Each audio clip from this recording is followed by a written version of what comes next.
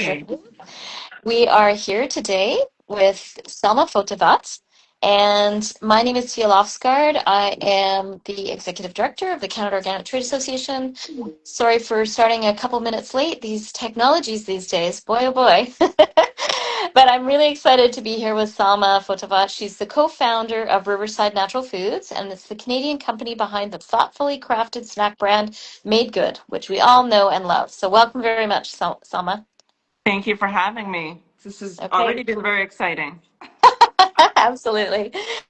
So, Selma, you lead the Riverside Strategic Sourcing and Impact team. And I know you're very deeply passionate about ingredients, where they originate, the people behind your supply chain, and how the products are made impact human health and the planet.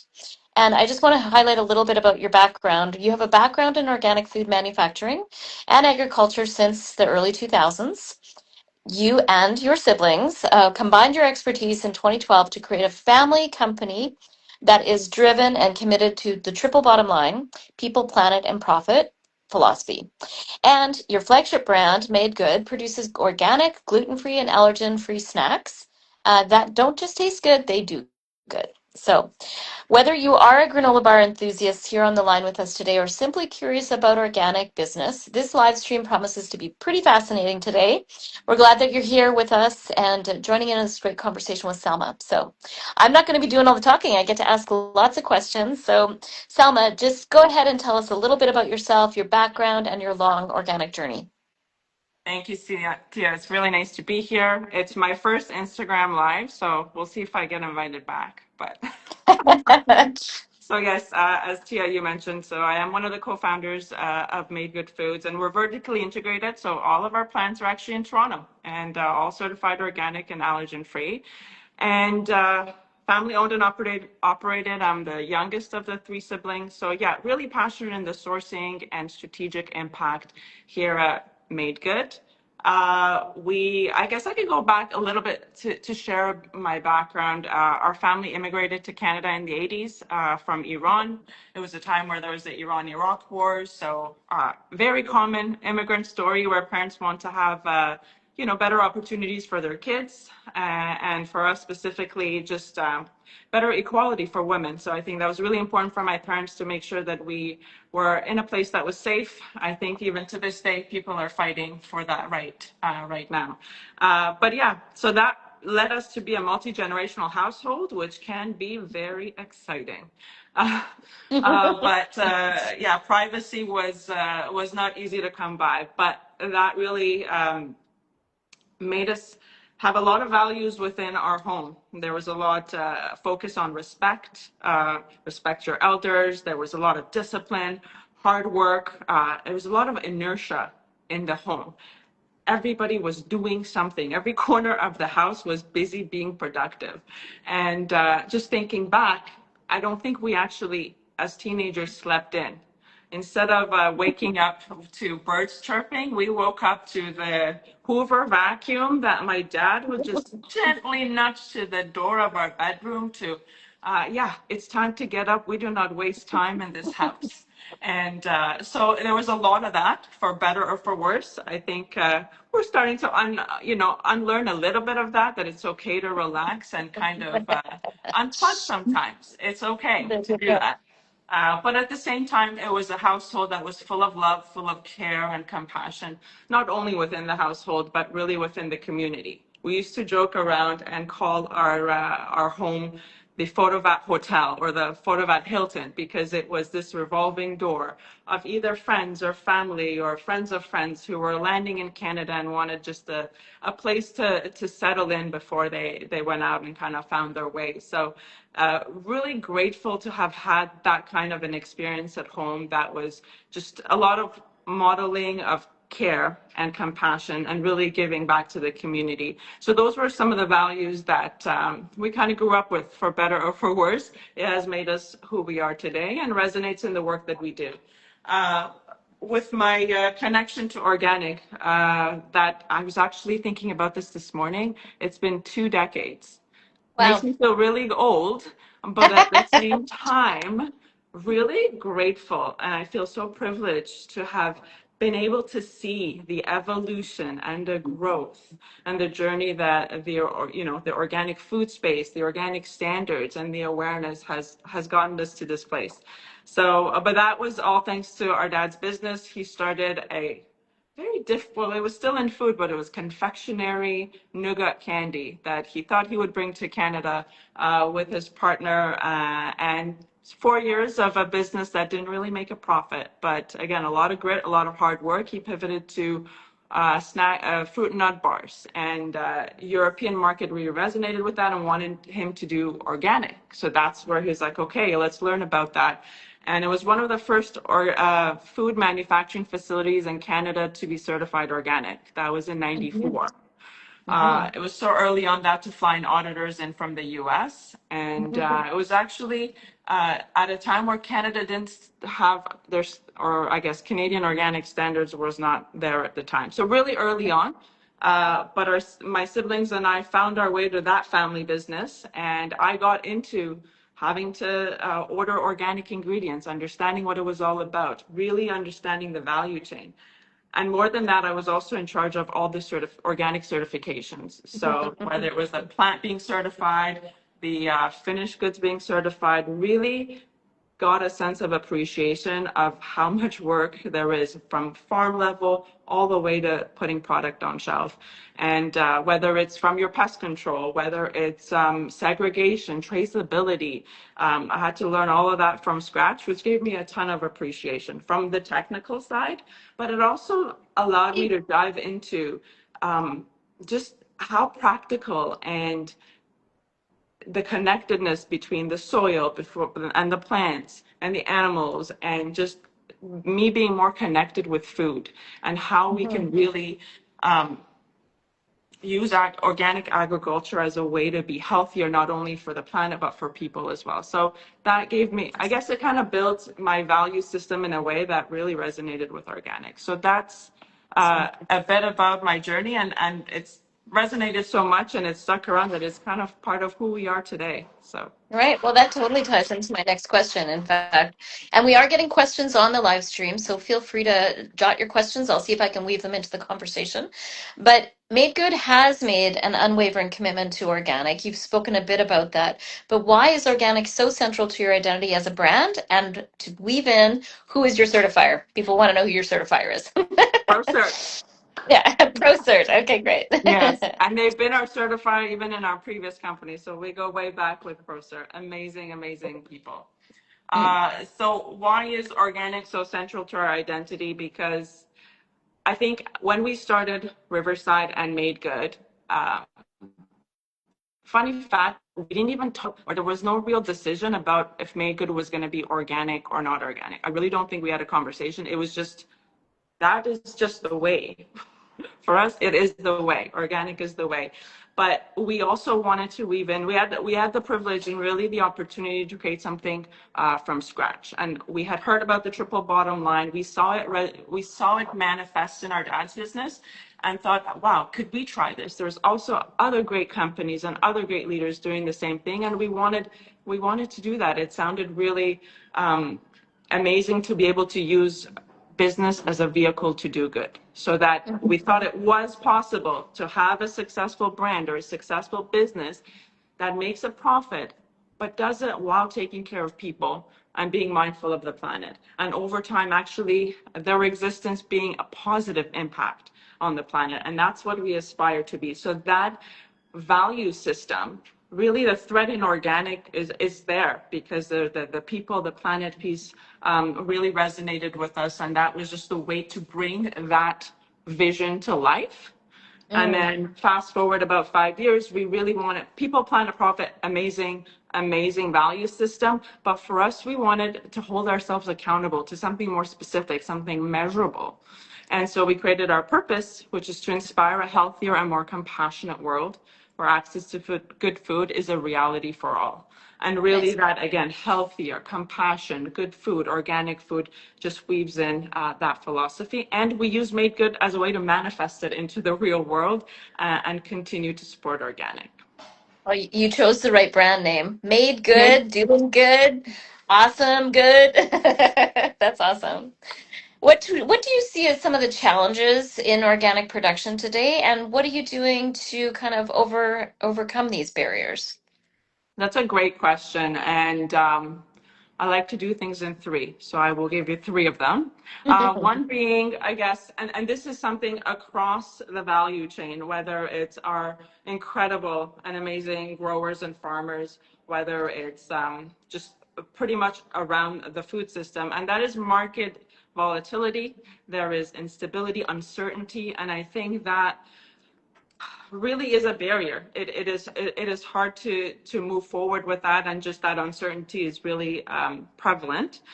And what we have done, I will take our organic oats as an example. I think for us to have continuity, and I think I remember 2023, there was a year that was a complete drought, and we lost 50% of our organic oat crop. And that was a year I was like, wow, this this is real.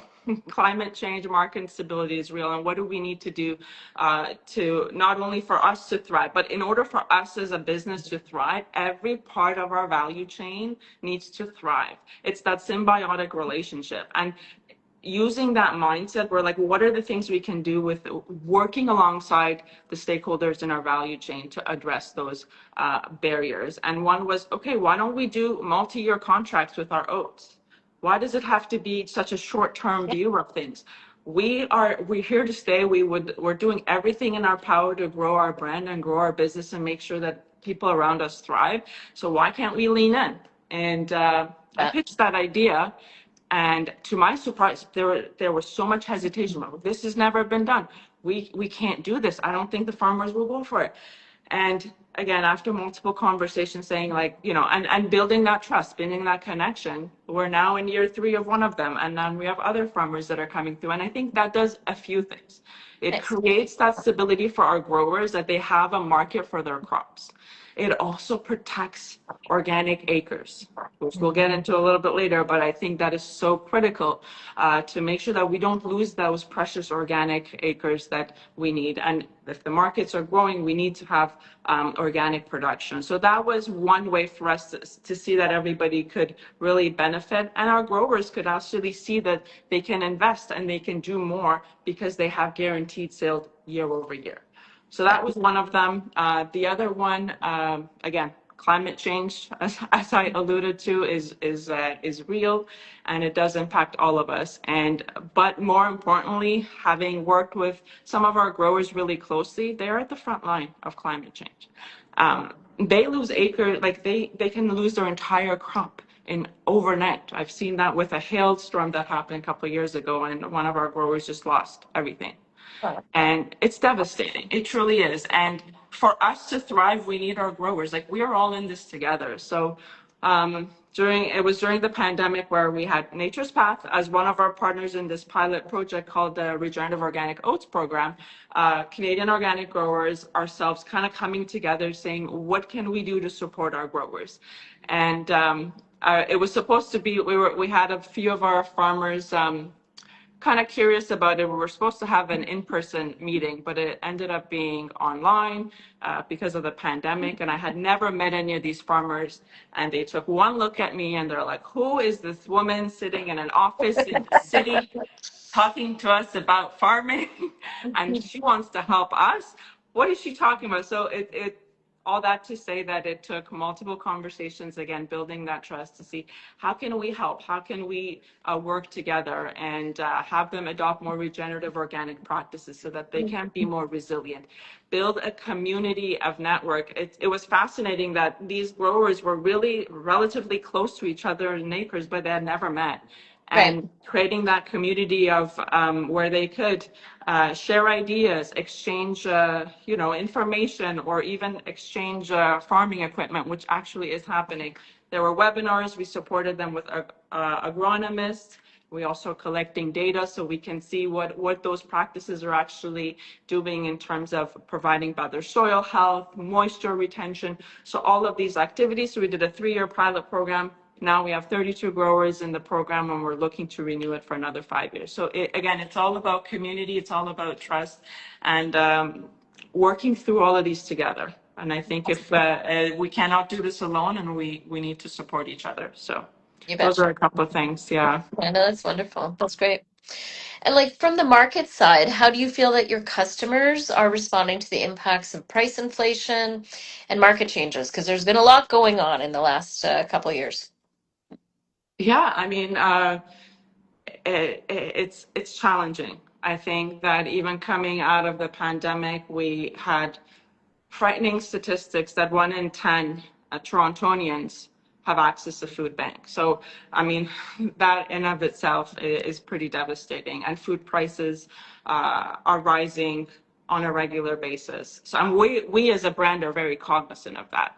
I think we're trying to see what are the things that we can do to provide value to our consumers while still maintaining the quality of our product, while still providing innovative products and solutions to our consumers.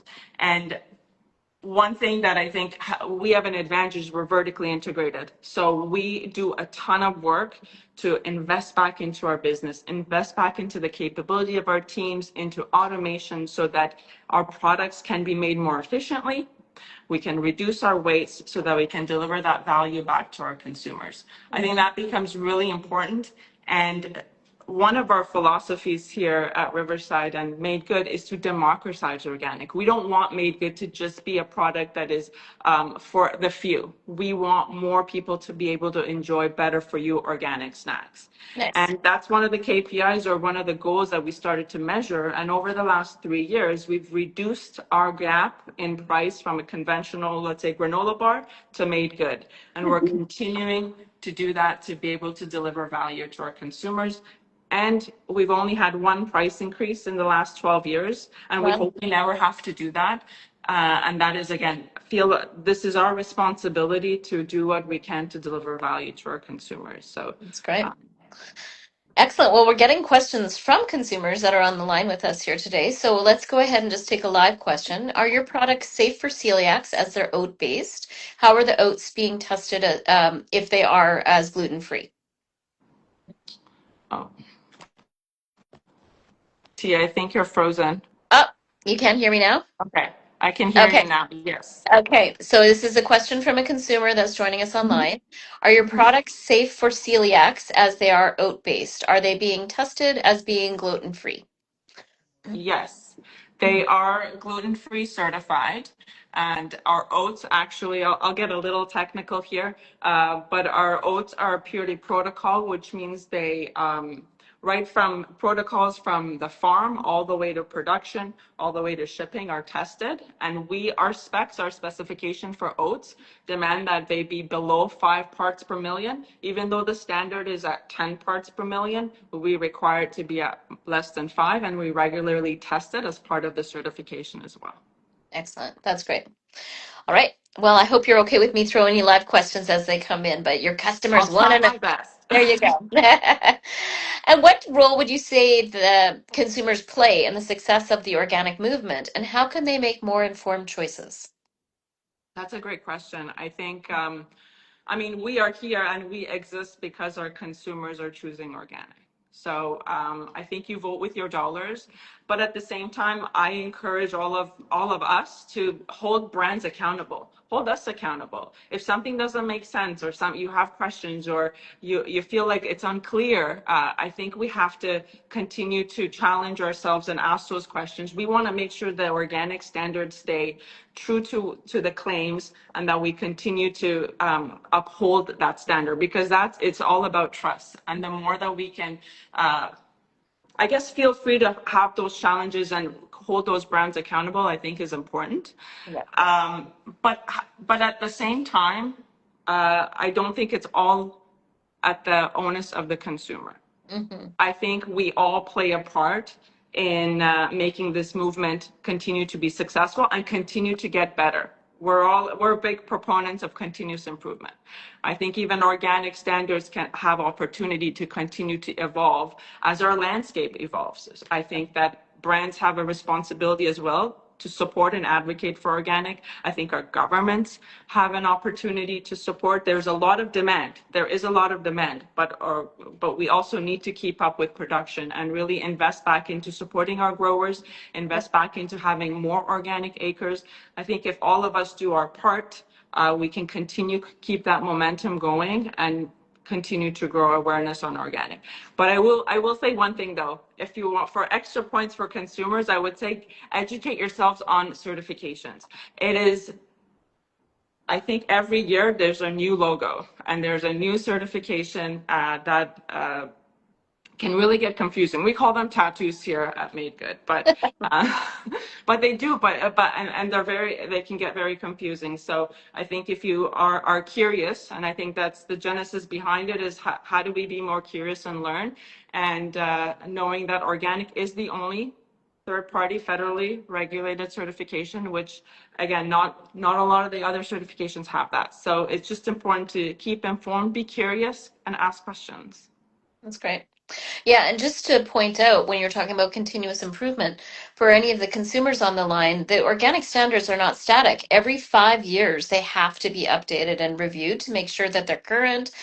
Things are changing all the time when it comes to new pesticides coming to market or evolution of different agricultural technologies, etc. So it is great to kind of say that our movement has it built in to have continuous improvement, right? Which is great. What advice do you have for others that are on the fence about organic, either as a consumer who's watching their dollars, or for businesses that aren't sure yet that it's right for as a business decision for them? That is a great question. And if you had asked me this about 10 years ago, I would have a very different answer. I used to be very black and white. Like, you got to go all in organic, or you got to do it. If you want to do it, you got to do it right. You got to be all in. And I'll just share a quick story. I had a journey on going and becoming vegan. I watched a documentary, I think it was Game Changers, and I was like, I'm going to go vegan, and that's it. That same night, I cut off everything, and I was vegan for 6 months, and I had the worst time of my life. I was low energy, like I was miserable, Oh, and yeah. nobody wanted to be around me. And I was like, oh, and then I was like, well, I can't not do this. I've committed 100%. And then over time realized that, progress over perfection. And really, if I can just reduce my consumption, I think but be able to continue that is much better than trying to go all in and then give up. So all that to say is that's the advice I have for consumers is you don't have to do it all. It's just you got to start small. One, impactful choices, maybe fruits and vegetables that have thin skin that you maybe don't want a ton of pesticides, right? So it's just being choiceful and starting small. I would say the same with businesses. I think again, you don't need to overhaul your systems. It's starting with one product. Maybe if you're innovating and launching a new flavor, maybe experiment with organic. Or maybe it's an ingredient in a product. I met a fantastic company at the CHFA East, and they decided, we can't do it all, but oats, we're going to do organic, regenerative, and I go double down on that. And that's fantastic, because I think at the end of the day, we need more imperfect organic consumers than a few perfect organic consumers. Yeah, you betcha. Yeah, it takes all types. And, many people I've met over time, I mean, there's much more availability. So they might have wanted it organic, but there was no availability of that type of product. But there's so much product innovation now, right? So Exactly. A lot people of are buying choice. for all different reasons. It could be because it tastes delicious, could be because it's a local company, could be because it is non-GMO or without pesticides, etc. So everybody's got a different reason, but it's just really about be curious and learn more about it. I think that's great. Yeah, great. Well, I want to thank you so much, Selma, for sharing all these amazing insights. I think your story is inspiring. I am always motivated every time that I hear you. Now I'm almost curious to try out becoming vegan myself, but vegan organic, don't worry. Very good. Very But good. I do find that your story and your journey on being fair to farmers, really having an ethical business that's aligning with the principles of organic, which are healthcare, ecology, and fairness, that is a beautiful combination. So I do want to encourage anybody who has questions or comments for Selma, reach out. If you want to learn more about organic, you can reach out to our Choose Canada Organic web page, or just continue following this Instagram page as well. And please, we are halfway through Organic Month at this point in time. It's always in the month of September. We do all sorts of amazing contests, so please look us up at this at Choose Canada Organic and use the hashtag Organic Month 2025, or if you're in Quebec, Mois de Bio 2025. Although I'm not going to say that in French. So thank you so much, Selma. We appreciate you coming forward, and I also just want to mention that. Selma and siblings were also the Organic Champions of the Year, awarded by the Canada Organic Trade Association this year. So huge thank you for all the wonderful work that your family is doing. So thank you And so much. oh, it's my pleasure. And thank you for having me. And thank you for the amazing work that you do as well. Thank you so much. All right, take care, everybody. We'll have more of these fun live streams moving forward. Take care. Thanks. Alrighty. Okay, Bye. bye.